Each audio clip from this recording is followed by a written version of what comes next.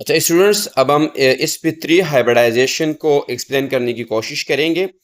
तो हमारे साथ रहिए इस वीडियो में एंड तक। आइए हम एग्जांपल लेते हैं मीथेन की।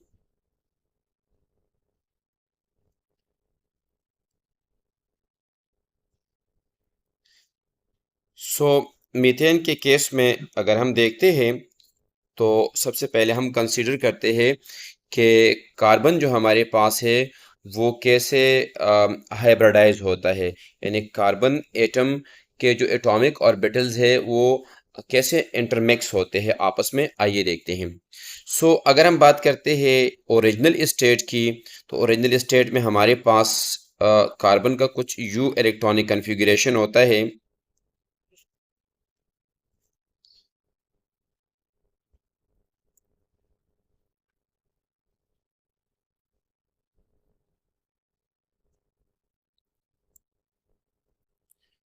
यानी अगर मैं लिखूं तो ये मेरे पास होता है 6C12। यहाँ पर अगर हम बात करते हैं तो मेरे पास यहाँ पर नंबर ऑफ इलेक्ट्रॉन्स जो आपके पास है वो दर हकीकत में 6 है। तो मैं अगर इलेक्ट्रॉनिक कन्फिगरेशन करता तो मेरे पास आते 1:2, 2:2, 2p2। ये उस वक्त इलेक्ट्रॉनिक कन्फिगरेशन है जब हमारे पास कार्बन एटम ग्राउंड स्टेट पे हो।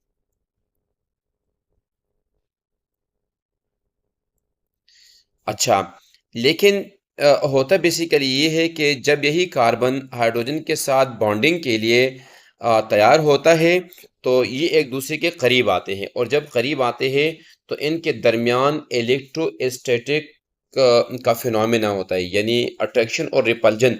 कुछ फोर्सेस ऐसी होती है जो अट्रैक्ट होती है और कुछ रिपल्जन का प्रोसेस भी होता है। इस सूरत के अंदर हमारे पास क्या होता है स्टूडेंट्स, कि ये जो हमारे पास कार्बन एटम है ये आपके ओरिजिनल स्टेट से बॉन्डिंग के बाद क्या होता है कि ये एक्साइटेड स्टेट में चला जाता है। और कैसे जाता है, आइए इसको देखते हैं। ये मेरे पास कार्बन 6C12 है और ये 1:2। ये तो हमारे पास कंप्लीट है। लेकिन अगर अगले की बात करते हैं तो ये मेरे पास 2s1 हो जाएगा। ये मेरे पास 2px1 हो जाएगा और ये 2py1 हो जाएगा। कैसे हो जाएगा, आइए इसको समझने की कोशिश करते हैं कि कैसे होता है। लेकिन ये होता है एक्साइटेड स्टेट में। और आपका एटम एक्साइटेड स्टेट में जाता कैसे है? एक्साइटेड स्टेट में ऐसे जाता है कि ये जो आपके पास कार्बन है, कार्बन थोड़ी सी एनर्जी रिलीज करता है, वो एनर्जी इलेक्ट्रॉन को देता है और इलेक्ट्रॉन इस ऑर्बिटल को छोड़ के वो पी में जाके प्रमोट हो जाता है, शिफ्ट हो जाता है। ये एनर्जी इसलिए रिलीज करता है ताकि जब मालिक्यूल बने वो मालिक्यूल स्टेबल हो। तो इसलिए ये सारा फिनोमेना होता है। बेसिकली अगर हम इसको थोड़ा सा एक्सप्लेन करने की कोशिश करें स्टूडेंट्स, तो यहाँ देखिए ये इलेक्ट्रॉनिक कन्फिगुरेशन मेरे पास होता है 1:2, 2:2 और 2p2 होता है। तो मैं उसको अगर डिस्ट्रीब्यूट करता हूँ तो 2px1 और 2py1 में चला जाएगा। यहाँ पर अगर हम देखते हैं तो हमारे पास होता ये है कि यहाँ पर एक इलेक्ट्रॉन है, यहाँ पर भी एक इलेक्ट्रॉन है और ये अनपेयर्ड इलेक्ट्रॉन है। तो इसको पेयर बनाने के लिए यकीनन बॉन्ड करना पड़ता है। तो अगर इस सूरत के अंदर ये कार्बन एटम हाइड्रोजन के साथ बॉन्डिंग करेगा तो हमारे पास क्या होगा कि सिर्फ दो ही बॉन्ड इस्टेब्लिश हो सकते हैं। लेकिन जबकि नेचर के अंदर ऐसा पॉसिबल नहीं है, क्योंकि कार्बन हमारे पास टेट्रावैलेंट है। तो इस सूरत में कार्बन क्या करता है, जब एनर्जी रिलीज करता है वो एक इलेक्ट्रॉन को आगे प्रमोट करता है, और जब प्रमोट करता है तो ये जो इसके पास दो इलेक्ट्रॉन्स थे एक आगे शिफ्ट कर गया, और मेरे पास एक्स में भी एक इलेक्ट्रॉन आ गया, पी वाई में भी आ गया, और साथ में पी जेड में भी आ गया। 2pz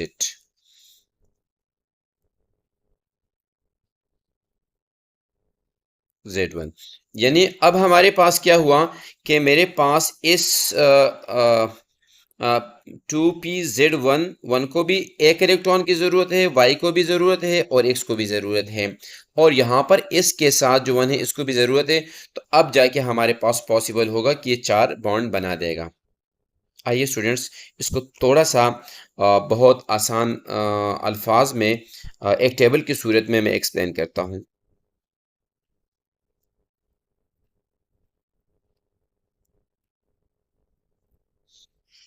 अच्छा स्टूडेंट्स, हमारे पास यहाँ पर अगर हम देखते हैं तो मेरे पास 2s1 एक एटॉमिक ऑर्बिटल है, 2px1 भी एक है, और 2py1 भी एक है, और 2pz1 भी।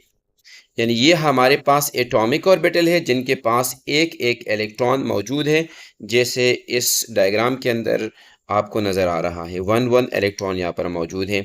सो मैं इसको अगर टेबुलर फॉर्म में लिखना चाहूँ तो मैं कुछ यूँ टेबल बना सकता हूँ कि ये हमारे पास क्या होगा, एटॉमिक ऑर्बिटल।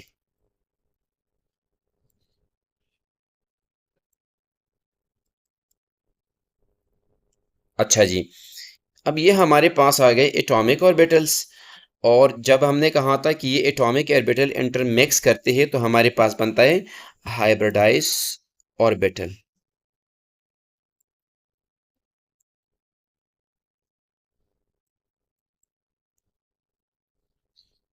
अच्छा जी, अब हमारे पास हाइब्रिडाइज ऑर्बिटल जब बनते हैं स्टूडेंट्स, मेरे पास एक, दो, तीन और चार एटॉमिक ऑर्बिटल आपस में इंटरमिक्स हो रहे हैं। जब चार मेरे पास इंटरमिक्स हो रहे हैं तो मेरे पास चार sp3 हाइब्रिडाइज ऑर्बिटल वजूद में आएंगे। तो sp3, sp3, sp3 और sp3, ये मेरे पास आ गया। अब हमारे पास यहाँ पे मामलात ये है कि इस मालिक्यूल के अंदर अगर हम बात करते हैं तो इस मालिक्यूल में हमारे पास दर हकीकत में हाइड्रोजन जाके आपके हाइब्रिडाइज ऑर्बिटल के साथ बॉन्ड बनाता है। तो हम क्या करेंगे स्टूडेंट्स, के हाइड्रोजन के पास जो एक इलेक्ट्रॉन है उसका भी यहाँ पर तज़किरा करेंगे ताकि वो भी हमें समझ में आ जाए।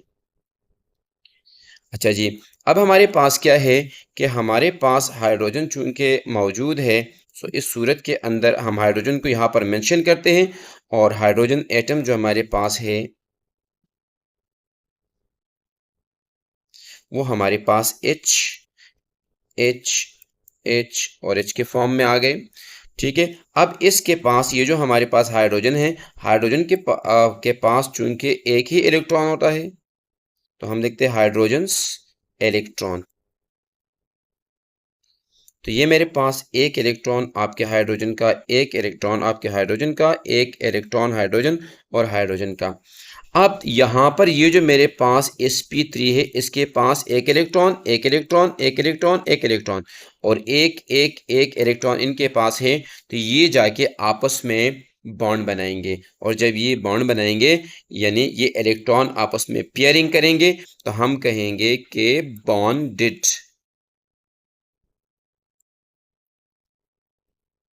bonded pair of electrons। तो एक यहां से और एक यहां से, तो मेरे पास कुछ यू आ जाएगा, यहां पर भी ऐसे आ जाएगा, यहां पर भी ऐसे आ जाएगा, यहां पर भी ऐसे आ जाएगा। तो ये हमारे पास बॉन्डेड पेयर ऑफ इलेक्ट्रॉन्स है, ये बॉन्ड बना दिया। ठीक है, एक एक इलेक्ट्रॉन था तो जब बॉन्ड बना दिया तो ये हमारे पास पेयर ऑफ इलेक्ट्रॉन्स आ गया। स्टूडेंट्स ये बात याद रखिए कि जब कोई भी बॉन्ड बनता है तो एक बॉन्ड बनने के लिए दो इलेक्ट्रॉन का होना ज़रूरी है, कंपलसरी है, उसके अलावा बॉन्ड पॉसिबल नहीं होता है कि बॉन्ड बन जाए। अच्छा स्टूडेंट्स, अगर हम थोड़ा सा इस टॉपिक को आगे लेके चले और मज़ीद समझने की कोशिश करें तो बड़ा इंटरेस्टिंग हो जाएगा। आइए देखते हैं कि हमारे पास क्या होता है। हम अगर इसकी ज्योमेट्री की बात करते हैं कि ये जो मेरे पास CH4 बना, तो इसकी ज्योमेट्री हमारे पास होती है tetrahedral in shape, tetrahedral in shape. और ये जो हमारे पास एंगल है बिटवीन sp3 हाइब्रिडाइज ऑर्बिटल, वो जो हमारे पास है वो 119 डिग्री का है। यानी हाइब्रिडाइज ऑर्बिटल के दरमियान जो एंगल बन रहा है वो 109 का है। और अगर ऑर्बिटल स्ट्रक्चर की हम बात करते हैं स्टूडेंट्स, तो आइए ऑर्बिटल स्ट्रक्चर ड्रॉ करते हैं। ये मेरे पास कार्बन है और कार्बन के साथ ये मेरे पास एक हाइब्रिडाइज ऑर्बिटल है, ये वाला, ये है sp3, और इसके साथ एक स्फेरिकल फॉर्म में ये मेरे पास 1s यानी हाइड्रोजन का एटम जो है इसके साथ बॉन्ड बना रहे हैं यहाँ पर, और ये जो हमारे पास बॉन्ड है ये कहलाता है सिग्मा बॉन्ड। बिल्कुल सिमिलर मैनर से स्टूडेंट्स अगर हम देखते हैं तो हमारे पास यहाँ पर कुछ यू बनेगा, और यहाँ एक मेरे पास हाइड्रोजन एटम का 1s आएगा, और ये मेरे पास sp3 है, एक बॉन्ड बनाएगा, वो भी सिग्मा बॉन्ड कहलाएगा। इन दोनों के दरमियान ये जो एंगल है मेरे पास ये 109 डिग्री का है। इस तरीके से मेरे पास क्या होगा स्टूडेंट्स, कुछ यू हमारे पास आएगा तीसरे ऑर्बिटल्स, यानी ये मेरे पास ये दर हकीकत में हाइड्रोजन का है, और ये हमारे पास 1s1, और ये sp3 है मेरे पास, ये बॉन्ड बनाएगा, ये भी सिग्मा बॉन्ड कहलाएगा। और इस तरीके से हमारे पास एक और भी बनेगा कुछ यू, तो ये भी मेरे पास 1s1 है, और ये मेरे पास sp3 है जो बॉन्ड बनाएगा। तो इस तरह इनकी बॉन्डिंग होगी और ये सारे सिग्मा बॉन्ड्स बनाएंगे। इसका मतलब ये हुआ कि ये जो हमारे पास बॉन्ड्स बन रहे हैं, यानी इस हाइड्रोजन, ये दर हकीकत में हाइड्रोजन है और ये हमारे पास दर हकीकत में कार्बन है, तो इनके दरमियान जो बॉन्ड बनेगा, एक बॉन्ड, दो बॉन्ड्स, तीन बॉन्ड्स और चार बॉन्ड जो बनेंगे हमारे पास, ये 4 बॉन्ड जो हमारे पास है ये सिग्मा बॉन्ड्स होंगे। यहाँ पर पाई बॉन्ड का फिलहाल कॉन्सेप्ट नहीं है, जब पाई बॉन्ड की बात आएगी सो वी विल सी। इस फिगर से हमें नजर आता है स्टूडेंट्स के जब हमारे पास एक s और 3 प्री ऑर्बिटल्स आपस में इंटरमिक्स होते हैं, सो हमें 4sp3 ऑर्बिटल्स मिलते हैं, और ये जो 4 ऑर्बिटल्स बनते हैं तो ये हमें दर हकीकत में 4 सिग्मा बॉन्ड्स देते हैं। स्टूडेंट्स ये एक एग्जांपल हमने यहाँ पर एक्सप्लेन की है, लेकिन इसके अलावा कई एग्जांपल्स इस पे तरीके मौजूद है। मिसाल के तौर पर अगर मैं कह दूँ तो मेरे पास CH Cl3 CCl4 और SnCl4 वगैरह, ये सारे जो एग्जांपल है ये sp3 हाइब्रिडाइजेशन के हैं। Thank you for watching my video. और अगर आप लोग कोई सवाल हो या कोई दुश्वारी है या कोई बात समझ में नहीं आई हो तो आप कमेंट सेक्शन में डाल दीजिए। Thank you.